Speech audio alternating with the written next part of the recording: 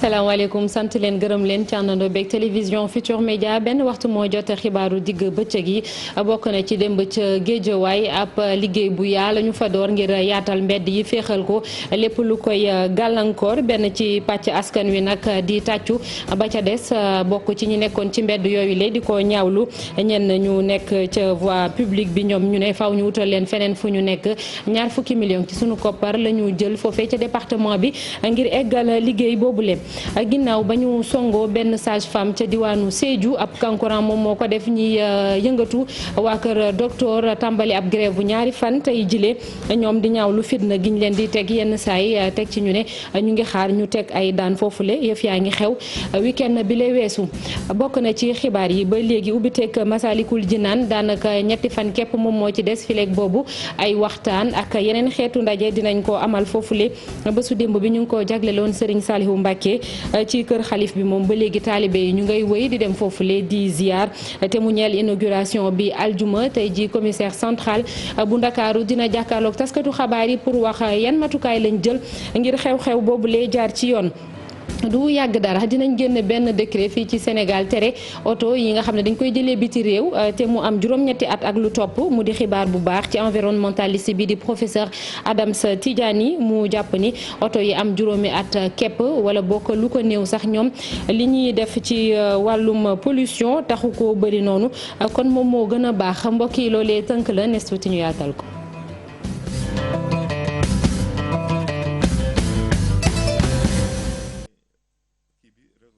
ginnaaw bañ leen nuyuwaatee ba noppi démb ca Géejawaay ci guddi lañu door benn liggéey muy fexe ba lépp luy gàllankoor mbedd mi ñu jëlee ko foofule ñaar fukki millions ci sunuy koppar nag la ñu génne ngir liggéey boobule daal di ñoŋ ñenn pàcc ci askan wi di ko rafetlu bu baax a baax waaye ñeneen ñi nga xam ne ñoom ñoo nekk ci xàll woowule lu ci mel ni ay jaaykat ñoom jamono ji ci ñaxtu la ñu nekk reportage Salif Sow Asmalik Diop. guddi gi guddoon na yàggoon na te metti woon na ci diwaanu Géejawaay raxas yi ñu doon raxas mbedd yi ci juróomi commune yépp lañ ko doorandoo Golf Sud Sam Notaire Médina Gounass Wakhinane Nimzatt ak Njaaréem Limaamulaay lii liggéey bi ñu ngi ko dooree nee ñu ci pegg école yi. ko waral mooy dañu jot ay ndigal ci suñu ay supérieurs hiérarchiques au plus haut niveau muy président de la République son excellence Macky Sall ne ñu dafa bëgg population bi am un meilleur cadre de vie. maanaam ñu nettoyer dëkk bi lépp li nga xam ne mooy installation yoo xam ne nekkul fi mu war a nekk ñu daal di ko fay dindi. liggéey bi dina wéy ñetti fan la war a am ba tax ñi nga xamante ni ñoom la ñuy jëlee ci seeni place màbbal ko mer ba futt lool ñenn ci ñoom nee na dañoo toxal ñenn ñi bàyyi ñett a des ñeneen ñi nee na jotuñu kayit boo xamante ni xamal ne leen dañu fee war a jógee li wër mooy ne seenu ëllëg nee ñu dafa lëndëm kuruus. léegi ñun bu dee dañoo dëkk ñun ci gox boo xam ne woon fa mën a am ñun loo xam ne fa lañ mën a xëy suba dem dugg yëngatu lan lañ war a def léegi toog nekk banditisme di agressé di def dul yoon wala di toog di naan ataaya ñu ne ndaw ñu dañoo bëggul liggéey ñu fexe ba jéem teg dara ñu ñëw nañu doon ko fi teg ban sens la am. li leen gën a metti mooy amul fenn foo xamante ni nee na leen foofu lañ leen sampalaati place ay parcs artisanaux yu ñu leen diggoon ci littoral bi te Aliou Sall di mairie ville bi defoon ko ba léegi foras gisuñu ci dara léegi ñoom amuñu nag benn chance ngir ñëwaat ci mbedd yi ndaxte kilifa yi nee nañu suivi bi maanaam buñ xasee ba dajji place yi dinañ lijjanti ba kenn dootu fa tegati table. suivi am nañ chance en poste de police à Wakhinane Nimzatt mais am nañu chance aussi waxtaan ak l'autorité muy le préfet ak le sous-préfet ak l'ensemble des maires pour que ñu xam ni population war nañ leen gën a conscientiser ci ni ñuy occuper terre yi donc le maire aussi renforcer na ay agents yoo xam ne seen rôle loolu dong la pour maanaam dem surveiller espace yi dañ ko libérer. lii neex lool nag ñi nga xamante ni ñoom ñoo dëkkee woon ci bërëb yi nga xamante ni gaañ dañ faa nekkoon ci nekkin bu jaarut yoon. ñun daf ñoo jural soulagement bu mag a mag parce que boo xoolee sunu quartier yi maanaam kenn xamul lu muy nirool quoi affaire bi jaxasoo na xam nga oto yi fii poussière bi fii xam nga. loolu dafa metti quoi te ñun vraiment dañoo soxla environnement bu sain quoi. Clean Day di li ci président Macky Sall woote ci mode fast track ba tey moom président Macky Sall la moom lañ amal ci diwaanu Géejawaay di dëkk boo xamante ni wàllum koppar gi fii dox bu doon ne téeméer la juróom-ñeent fukk yépp ci informel la jógee maanaam ci wàllum artisanat ak commerce di ñii. jërëjëf Salif Sow fële ca Kaolack cadre ya fa nekk nag ñoom ñoo jël dogal ñu ne soppi xar kanamu commune boobule ñu dajaloo ci benn mbootaay sax bokk na ci li ñuy dooree liggéey bi mooy fexe ba suuf si nekk ci mbedd mi ñu jëlee ko fa waaye tamit saxal ay garab foofule Ibrahima Diame Fally Gueye ca Kaolack. joxaat Kaolack xar kanam bu bees def ko ville verte gën a ñoŋalaat dëkkuwaay bi loolu bokk na ci li nga xamante ni mbootaay bi ñu duppee plateforme des cadres pour l'émergence de Kaolack sumb na ko tey nag xëy nañ ci mbedd yi rawatina ci quartier Saranjugar yi di jàmbat ay garab waaye tamit di dindi lépp luy suuf ci kaw tali bi. ku wax jëmbat garab nag wax suuxat alam bi wax suuxat nekkuwaay bi wax suuxat même nu mu tëti santé ak wérgu yaramu doomu aadama donc jëmbat garab la foog naa ne lu am solo la te l'islam sax recommandé na ko donc moo tax PESEC sunu quartier sunu Kaolack tàmbalee loolu noonu mais nekkul jëmbat garab rek gis ngeen volontaires yi ànd ak ñun ñu ngi nekk di désensabler maanaam suuf si nga xam ne dafay ñëw bay muur tali bi ñoom ñëpp ñu ngi koy jéem a dindi. mu doon nag initiative bu nga xamante ni ñii di imam yeeg notable yi rafetlu nañ ko bu baax a baax waaye itam waa conseil départemental mi ñëwoon teewee ko. ndax ñëpp xam nañ ne xañ na Kaolack garab xaw na fee sooxe waaye kon tey bu ay association jógee ni seen première activité mooy fexe ba reverdir Kaolack fexe ba Kaolack garab amaat fi dafa naa lu ñëpp war a jàpp la lu conseil départemental war a jàpp la lu municipalité war a jàpp la lu ministère de l'environnement war a jàpp la lu état bi dans son entièreté war a jàpp la. mbootaay bi ne nag di cadre pour l'émergence de Kaolack ëmb na ay mouvement ay association de développement yu nga xamante ne lenn rek moo leen soxal moo di lu jëmale Kaolack. ba tey rek ngir rafetal dëkk bi ca diwaanu Ndar Géej foofule liggéey bi ñeel place Faidherbe ak avenue Jean Mermoz soobu nañ ci ñaari milliards ci sunu xaalis la ñu def foofule waaye nag boo ko dooree tey jilee benn oto dootul mënati jaar foofule lépp rek fexe ba circulation bi dem beeg dikk bi gën a mën a baax foofu ca diwaanu Saint-Louis waaye gën a yeesalaat tamit wàllum tourisme nit ñi di fa ñëw di seet si diwaan bi nu mu mel Ibrahima Diagne moom moo yore programme développement touristique ca Ndar Géej ñu déglu ko ci micro Ousseynou Diop ak Habib Seck. lu ñu si jublu mooy ni place Faidherbe tamit dañ koy piétoniser donc yëpp dañ koy tëj à la circulation def ko air boo xam dañu fi mën a toog dañu mën a organiser ay manifestations dañu mën a organiser ay activités mais aussi tamit au niveau de l'avenue Jean Mermoz aussi place Liège aussi dañ koy yokk tamit dafa benn esplanade bu mag boo xam ne aussi population bi dañu fi mën a toog di fa bànneexu donc yooyu yëpp aussi tamit lu ñu si jublu mooy que mu yokk offre touristique c'est-à-dire vraiment Saint-Louis mën a organiser manifestation yu mag a mag manifestation culturelle manifestation touristique pour touristes yi fi mën a ñëw mën fi quand même indi koppar boo xam dina mën a jëriñ développement wu Saint-Louis. waaye si wàllum circulation mais manifestation yi li leer mooy ni mënatul nekk si place Faidherbe parce que place dañ koy tëj donc li ñuy def mooy ak autorités yi ñu anticiper si question ba nga xam ni que manifestation war a am dañ ko délocaliser utal ko beneen place boo xam ne dina mën a am en attendant parce que travaux yi fii ak 2021 la donc 2021 suñu paree travaux bu boobaa nag Saint-Louis am place bu mucc ay boo xam ne dina mën a organiser festival jazz dina mën a organiser màggal de Rakkay ak yeneen manifestation yu bees wala yeneen c'est vraiment place bu gën a mucc. bokk na ci ponk yi ñu doon junj ci ndorteelu xibaar yi muy waa Kër Docteur ca diwaanu Sédhiou soobu ci ab grève bu ñaari fan tey jile sabab gi mooy barki démb kenn ci seen naataango di ab sage femme la benn kankurang song foofule ba tax ñu koy naqarlu ñu ne nañ ci jël ay dogal teg daan sax nag ki def lu ni mel bëri na ay syndicat ci Kër Docteur yoo xam ne ñoo lëkkaloo ci grève boobule dañ ciy déglu Diop Ndiaye infirmier chef de poste bu Demba Koli la foofee ca diwaanu Sédhiou ci micro Bakary Konté ak Khali Diamé. assemblée générale bi waxtaan nañu xool nañ nag ku nekk li nga xalaat bi ñu ne nañu grève ñaari fan respecter urgence yi ba nga xam ne ni ku ñëw aussi doo fa am yenn jafe-jafe yi. defuñu ko pour population bi dañ ko def rek pour wane suñu naxar dañ ko def aussi pour wane ne lii bëggatuñu mu am et que na dakk na yam fii dugguleet parce que fi ñu toll nii sax boo demee hôpital am na koo xam ne ni tey si gaañu kankurang yi mi ngi fa dañ ko téye foofu xaw na fa yàgg trop te du boobu kese yu bari ñi ngi fay am mais nag franchement yu mel nii waru fii am. et que li ñu gën a naxadi aussi mooy gendarmerie ni ñu doxalee parce que si seen kanam la et que biñ koy agressé ñeenti nit ñi ngi taxaw buntu ba waxuñu ci dara bi mu dawee ba dugg foofu waxuñ lu may na topp bañ a taxal karo yi loolu ñaaw na trop ci ñi nga xam ne ni loolu lañu yaakaar ne ñoom ñoo ñuy défendre ci ñi nga xam ne ni loolu lañu yaakaar ne ñoom ñoo yor suñu sécurité naqarlu nañ ko trop et que ñi ngi wax autorités yi lii bu ñu ko bàyyi mu sedd nañu dem ba fi nga xam ne ni lu ñu dëgg may rek ñu jël ñaawlu nañ ko dëgg.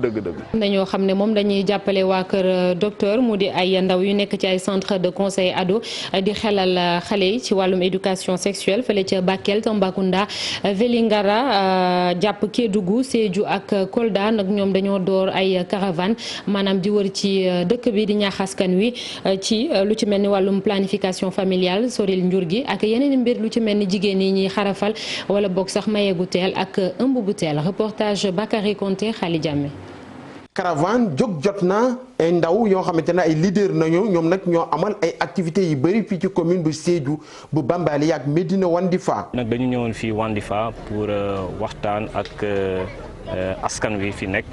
échanger ak ñoom mais aussi apporter leen un peu andi leen un peu n'est-ce pas ci li ñuy liggéey maanaam ci wàllu xeex yenn jàngoro yu mel ni sida n'est-ce pas. aussi xeex li nga xamante ne ni mooy law ci dëkk bi surtout mu ngi sonal gune yi mooy ëmb yu teel yi ak mariage yu teel yi ak njongal xale yi yooyu tamit dañu ñëw pour yee ci nit ñi n'est-ce pas aussi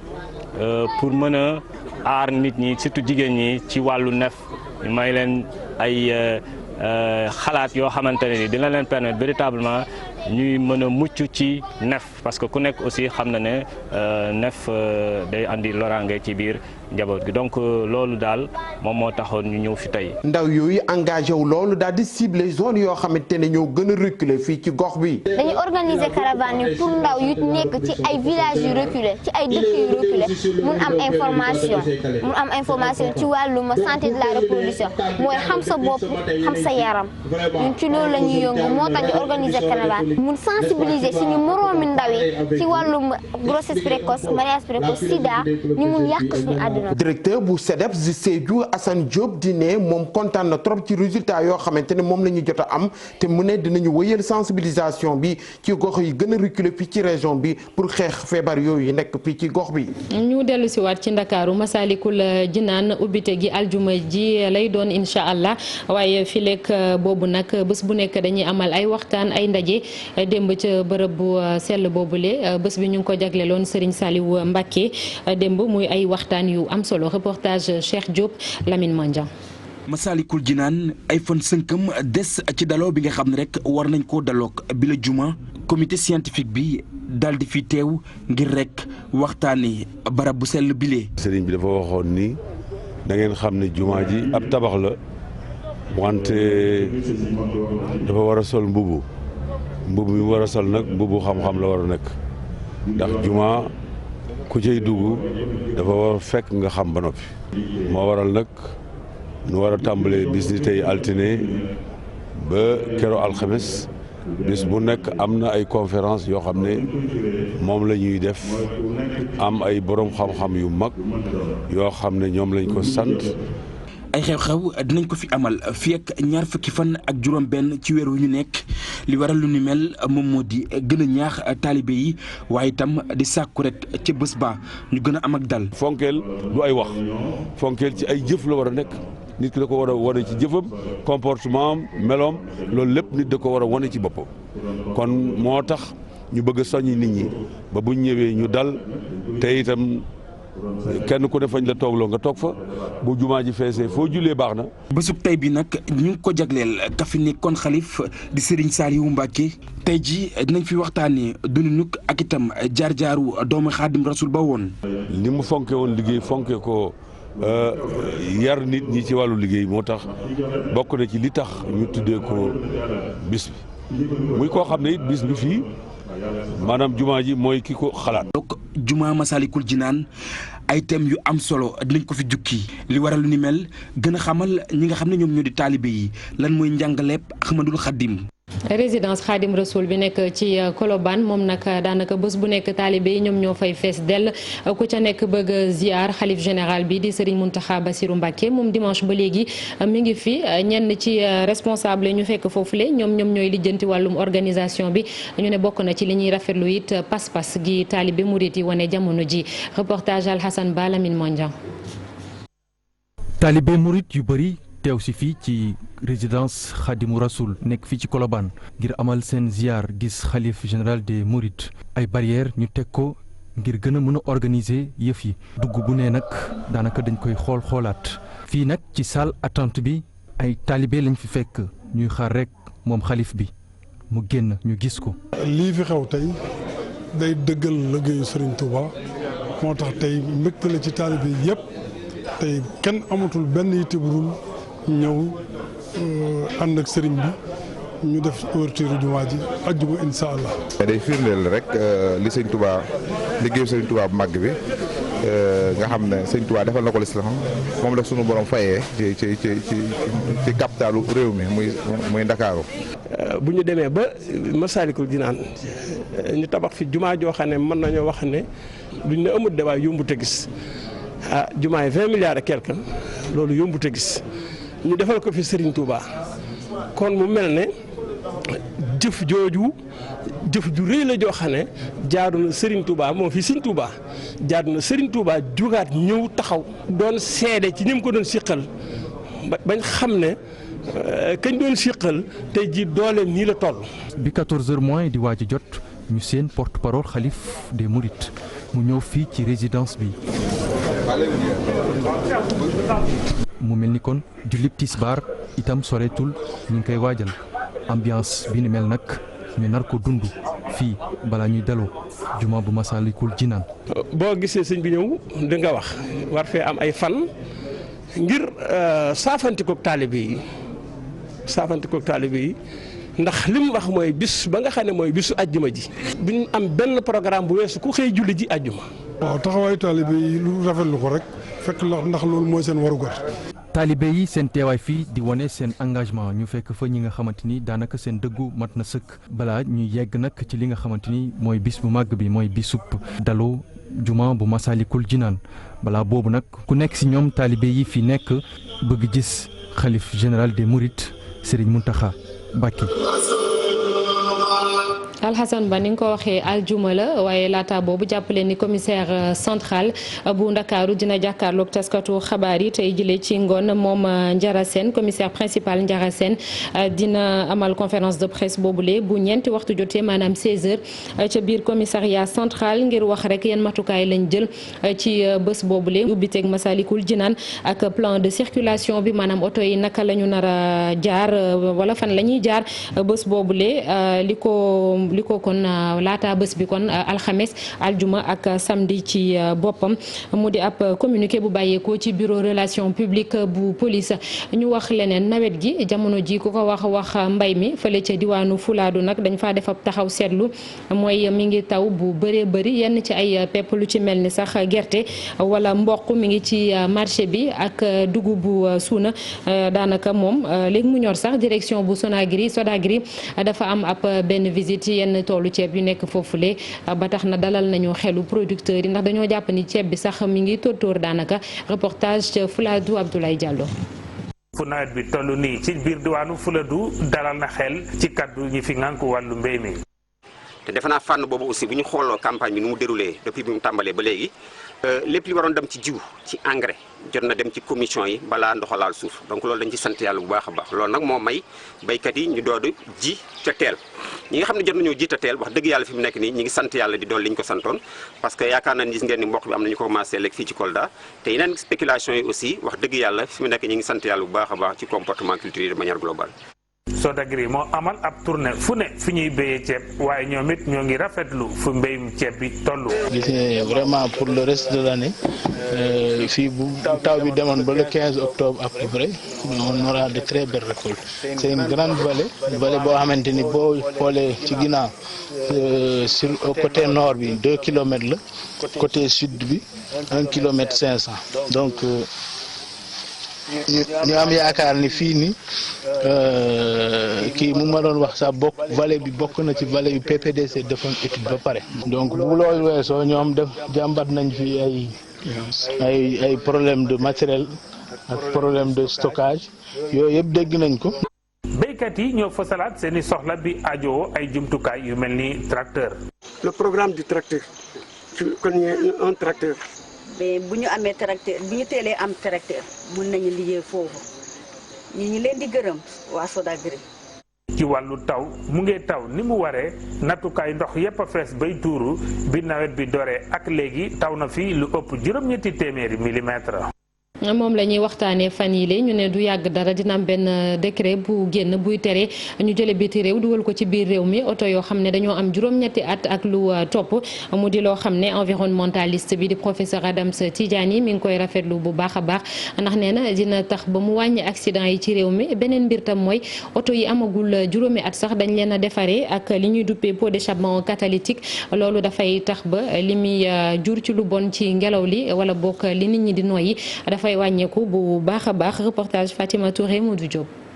jëli oto bitim réew bu ëpp juróom-ñetti at dinañ ko aaye fii ci territoire Sénégal benn décret nag bu président de la République Macky Sall ñu ngi koy xaar ci bés yi di ñëw loolee nag nekk rêve bu nga xam ne dina doon réalité bu fekkee ni rek appliqué nañ ko bu ñu sukkandikoo rek ci cadre environnementaliste bi. man dama yaakaar ne décision état bi mu ngi koy soxandiku ci ñetti mbir benn bi premier kii bi raison bi mooy dina ko. seetlu nga ne temps yi dafa bari accident ci dëkk bi te boo jëlee moyenne d'âge oto yi ci dëkk bi c'est entre 20 et 25 ans oto bu am 20 ans wala 25 ans vraiment jagul muy circuler ci kii bi donc je pense que loolu dina tax suñu parc automobile mu gën a je dirais mu gën a jeune. moom sax mu xamale ni interdiction bi lee am na ay avantages yu bëri jëm ci environnement bi. oto lu ma gën a màgget di polluer donc bu ñu jëlee oto boo xam ne màggetu noonu niveau pollution bi day wàññeeku te surtout oto yu ñu mujjee defar ci dëkku tubaab bi ñoom ñëpp am na lu ñuy woowee un pot catalytique. pot catalytique bi da nga koy teg ci pot d'échappement bi maanaam. polluant yoo xam ne maanaam yoo xam ne dafay indi ay jàngoro ci nit ki yooyu day wàññeeku moom ni ñuy woowee oxyde d'azote dioxyde de carbone. waaye nag mesure bi lee faaw rek mu ànd ak ay mesures d'accompagnement. le fait ñu indi oto de moins de 8 ans mu dugg day gën a cher te oto bu gën a cher dina def Sénégalais yi pour ñu jot ci day metti léegi bu ñu defee loolu ça veut dire que oto yuy daw ci Dakar. wala ci Sénégal dina wàññeeku mais loolu boo ko defee il faut nga jël ay mesures d'accompagnement mesures d'accompagnement mooy lan permettre Sénégalais yoo xam ne ni mënuñu jënd oto ñu mën a dugg ci transport en commun. ci fàttali mesure bu mel ni le président Abdoulaye Wade jëloon na ko fii nit bépp oto bu am juróomi at dootul duggati ci biir réew mi waaye nag ci 2012 président Macky Sall daat koy delloo ci 8 ans tey nag président de la République daat ci dellu si waat ne dina dakkal bépp oto bu nga xam ne rek ëppal na juróom ñetti at.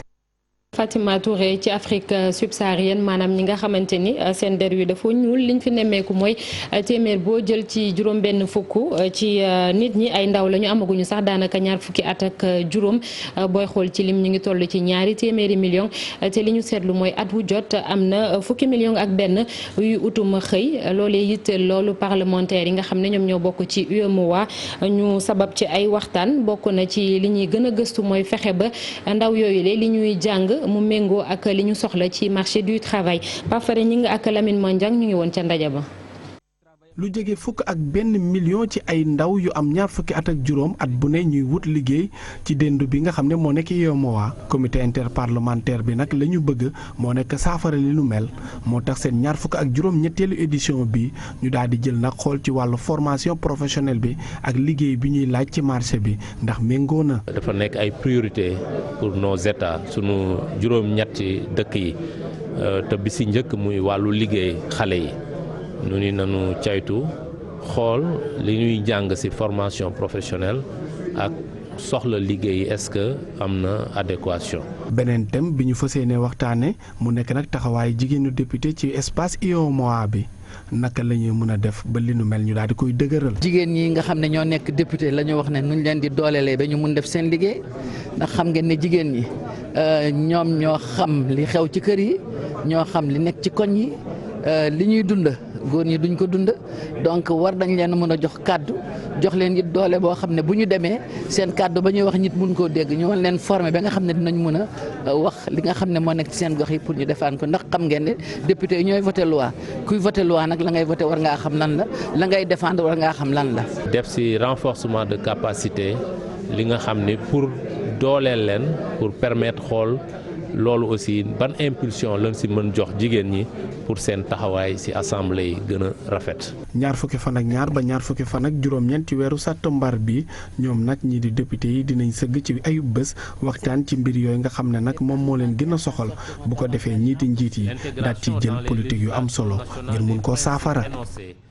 ñu jàll ci njàng mi du yàgg dara fii ci Sénégal dinañ delloo si waat ñu ne système internat ci école publique bi mu di ay kàddu yu bàyyeekoo ci ministre biñ ko dénk éducation nationale di Mamadou Talla ginnaaw benn CRD muy comité régional de développement spécial bu ñu jagleel rentrée scolaire bi fële ca Ziguinchor mu cay dolli ni ci njëlbeen ñetti lycée la ñuy tabax benn bi ca Sédhiou lay doon te ñetti milliards la ñu génne ngir tabax ko Mamadou Talla ministre de l'éducation nationale ñu déglu ko ci micro Boubacar Diassi.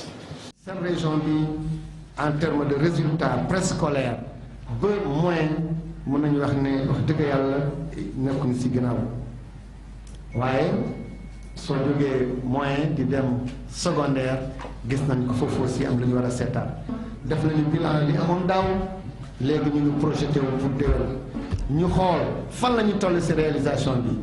ñaata la ñu war a construire annoncé nañu que lycée Djignabo dinañ ko defaraat annoncé nañu ay écoles yu bees ay collèges yoo xam ne léegi dinañu am seconde donc loolu moo ñu indi woon fi ñu partagé ko ak leen di wax ne également si daara yi dina am on a déjà réussi personnel bi ngeen soxla également le DRH wax na léegi déjà on a fait le projet dinañ leen affecté et di annoncé que aussi si Sédhiou dinañ fa créer lycée bu am solo mooy le LINEC de Sédhiou mais du moom rek LINEC de Sédhiou également beneen boo xam ne mu ngi Koungheul un autre également à Matam donc on le fait dans des petites villes mais on amène là-bas des élèves pour que ñoom dina nekk ay internat et d'une valeur pratiquement de 3 milliards construction équipement et aussi internat. benn ponk koom-koom ci xibaar yi ak FMI muy fonds monétaire international soppi doxalin ak Sénégal ñu xaatim benn accord de principe ñeel instrument de coordination des politiques économiques liñ ci namm nag fii lekk atum 2020-2021 ñu fexe ba yokk croissance bu réew mi mu dem ba 7%. mission bu FMI daanaka fukki fan ak ñaar ci weeru septembre ba léegi mi ngi fi woon dañ doon jàkkaarloog taskatu xabaar yi démb ci teewaayu Habib Faye ak Pape Sangone Mbaye. ci li ñeel instrument de coordination politique économique Sénégal xaatim ab déggoo digganteem ak FMI ñu ne sax fas yéeneen gunge réew mi ci PSE2 bi. alors le programme FMI bi nag naam amul financement waaye nag bokk na ci li nga xam ne rek mën na jàppale finance publique yi bu baax seen stabilité jëm ci wàllum koom accord bile nag nga xam ni signé nañ ko dina gën a gaawal appui bi nga xam ne rek banque mondiale dina koy génnee di xaalis bu am solo. loolee waral na FMI ne koomuk Sénégal jamono ji baax na ci anam bi mu toll waaye ñoom la ñu bëgg rek moo di yokkute gu toll ci juróom-ñaar ci téeméer boo jël fii ak atum 2020-2021. je trouve que c'est un pays. Sénégal pays bu daati dynamique la daati am ay potentiel yu wóor moo tax nag pàcc bu njëkk bi nga xam ne rek jëm na ci PSE nekk réussite loolu nag indi croissance bu daati yëkkatiku jàll ci 3-4% daati yéeg ba ci 6-7%. c'est quand même passé quelque chose. di waajal xaatim lii di budget bu Sénégal atum 2020 FMI ne faaw rek ñu sukkandiku ngir xool ana nan rek la ñuy gën a mën a yokkee lii di wàllum recette réew mi. donc on pense que c'est. ñun dañoo jàpp ni Sénégal mu ngi ci yoon bu baax bi waaye li nga xam ni la ñu war a def mooy gën a leeral fi nga xam ni foofu la ñuy dugal koppar gi bu ko defee nag dina wàññi bu baax li nga xam ni rek moom la ñu war a fay ci atum 2019 bi. ICPE la mu bëgg rek moo di ab caytu goo xamante ni teg nañ ko ci fu leer ci li ñeel wàllum meññeef gi rawatina it lii di hydrocarbures yi. le troisième pilier de réforme du gouvernement. ñetteelu pàcc bi nag dafa jëm ci réforme yi nga xam ni rek waa ICPE ñoo koy daati tegal gouvernement bi nag daati namm teg ay plan rek ngir daati gën a ñoŋal li nga xam ne moo di gestion bi ngir rek lépp li nga xam ne war na si ñu daati koy amal ci lu mu gën a mucc ay bi. FMI ne objectif gi mu am rek moo di gën a dundal lii di finance publique yu Sénégal waaye tamit xool ana nan rek la bor gi ñu gën ko mën a jeexal ci nu mu gën a gaawee leneen itam bokk na ci objectif communautaire yi nga xamante ni ci li manqué ci budget bi toll ci 3% ci produit intérieur brut bi loolee ñu xool ana nan rek la ñuy def ba mën ko fay. jërëjëf Habib Faye léegi dañuy dalal El Hadj Assane Gueye ci li yéenekaay yi xëy tey. observateur xëye tey wàllu koom-koom ak diggante bi di bu état Sénégal ak FMI ak it juboo gëcc ngir doxal gi ñeel koomuk Sénégal dib juboo gu yéenekaay bu GFM duppe baara yëgoo gu bees observateur ne ci lu wute nag ak lu ñu bari foog FMI moom dafa gis ne kilifa yi ni ñu yoree wàllu koom-koom réew mi nu war la ca koom-koom bi taxaw na dëgër na li ñu teree yeggit émergence ñu ne di suqaliku lu néew la FMI fas na yéene nag gunge Sénégal ci ñaareelu xaaje PSE bi akuk programme buy gën a kàttanal koom-koom bi gën a sellal yorinu koppar yi naka noonu it yorin wi ñeel ngënee li feeñ fan yi ci réew mi muy pétrole bi di gaz bi Les Échos fësale it kàdduy FMI googe jàpp ne Sénégal mu ngi ak koom-koom gu wér ci émergence soreetul ci lii di taux de croissance bi sóoraale nanu mu bàyyi ko 6% 2019 gi dem 7% 2020 2021 Vox Populi ne waaye FMI sàkku na ci état bi nag mu fay borom ci it njëg yi na mu war a tëddee mu doxale ko yenneeku yenn subvention yi Le Quotidien naka ay naatangoom jàllale it gis-gisu Fonds monétaire international FMI sàkku na it ñu ne ci nguur gi mu dakkal subvention yi maanaam li mu doon gàddul askan wi ci carburant yi ca état bi di wàññi dépensé muy doxee di train de vie de l' état laas ne FMI ngay topp nag ba mu sës Sénégal sàkku it ci état bi mu fay bor yi mu warloog Sénélec Le Soleil ne FMI seede na yorin bu baax bu sell bu économie Sénégal seeni ndaw yuñ fi yebaloon nag ci mission ci njiital soxna Corinne Delechat teg na ci ni taux de croissance bi dina yegg 7% 2020 2021 liggéey bi ñeel jam ñaajo nag moom ana fan la yegg direct info moom la xëy fexee xam ak pôle urbain jam ñaajo yéene kaay bi ne baral gi ñu fay wax di fast track bi daa mujj doon doxinu mbonaat misaal ya mu ca joxe mooy parc industriel bu jam ñaajo ñu ne logo yaa ëpp entreprise ya fa appartement yaak villa yi ñu ne ay décor la gën a doon ci série yu mel ni Pod ak Marichou wala maîtresse d'un homme marié deuxième université bu Ndakaaru ñu duppee Amadou Mahtar Mbow ba tey yeggul amu fay ca jam ñaajo ñu ne réseau assainissement ak i tali dugg ca gox ya ci gàttal port urbain ba mënagul a dalal aji dëkk yu njëkk yi ci gis-gisu direct info source a moom fësale kër gi di AGETIP yéene kaay bi méngale na fa directeur général bay doxale akuk bu buur salaire bu jógee 1 million yu tegal ñu ne dem ba ñeenti millions yu tegal ci août 2015 jóge fa dali ci juróom-ñaari millions yu tegal genn wàll ci septembre 2018 naka noonu ay tukki ci business class ak yeneen observateur moom Thierno Lo la waxtaane aji politique gi doppee ko nit ak juróom-ñaari dundi politique yi ndax nag ñu ne ay jaar-jaaram ak it na mu capable dal ci nguur gu ne président Macky Sall def ko tey PCA bu TER bi moom Thierno Lo nag ci yéene kaay bu groupe Futurs Médias ne ñooñee koy jiiñ ne nitu intérêt la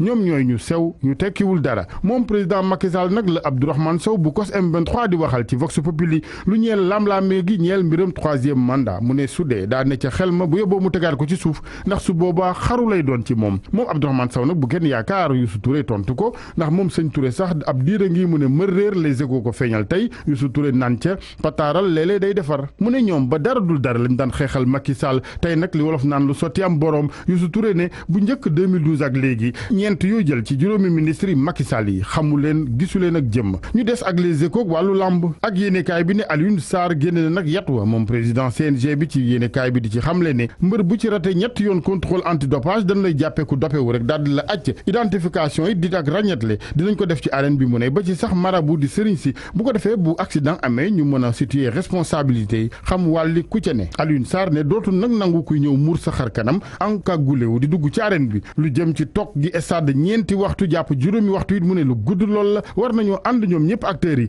waxtaane ko ngir xool nees koy wàññee kona moom bokk ci association mbër yi nga xamante ne ñooy les lutteurs en activité CNG bi daf leen a zappé ci présentation bilan saison bi source a dalal ko moom kona ma nga naan ñoom CNG bi ay randalkat lañu ci ministre des sports a leen ci jàppale observateur moom ba tey lu ñeel làmb ji Eumeu Sène Balla Gaye 2 la fësale tey dubbee ko l'impossible revanche ñu jeexale Oustaz Taïb Socé moom ci observateur lu ñeeli mbiram gis ne yàlla atte ginnaaw ak génnam démb moom Oustaz ay kàddu mi njëkk ci observateur fàtte lépp la bëgg mu ne dem jublu ji ci liggéey bi ñëwaat na nag ci li waral mu mujj nangoo fay lu mu jëlul Oustaz Taïb Socé sant bu baax nag gërëm waa Sénégal rafetlu solidarité bi ñu wane ci mbiram ba tey ci lu mu dénku Oustaz Iran Ndaw la tribune jàllale ko moom Oustaz Taïb Socé mooy ne yëf yi kéemtaan la ci gis-gisam ndax dajale téeméeri million ci fukk ak juróom-benn fan kese kéemtaan la di miracle.